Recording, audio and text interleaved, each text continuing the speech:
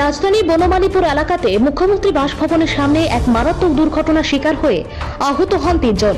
ঘটনার বিবরণে জানা যায়, জনৈকা কলেজ ছাত্রী রিকশা করে যাওয়ার পথে কোনো একটা বাইকের সাথে রিকশার সংঘর্ষ হলে সে রাস্তায় উল্টে পড়ে। সাথে সাথে বাইক চালক এবং সংশ্লিষ্ট রিকশা চালকও গুরুতরভাবে আহত হয় বলে জানা গেছে। ঘটনার খবর পেয়ে অগ্নি নির্বাপক দপ্তরের কর্মীরা ঘটনাস্থলে উপস্থিত হয়ে আহতদের আইজিএল হাসপাতালে নিয়ে যান। ঘটনার ব্যাপারে প্রত্যক্ষদর্শীদের অভিমত হচ্ছে অসাবধানবশত এবং গতির জন্য এই দুর্ঘটনা।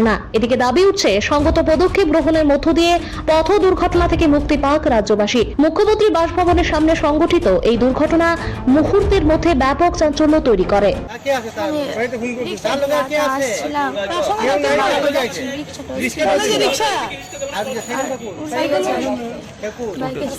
বাইকের সাথে তার স্পিড কার ছিল বেশি? রিকশাটা বেশি ছিল। তুমি কি ব্যথা পেয়েছো? এই জায়গাটা পেয়েছি।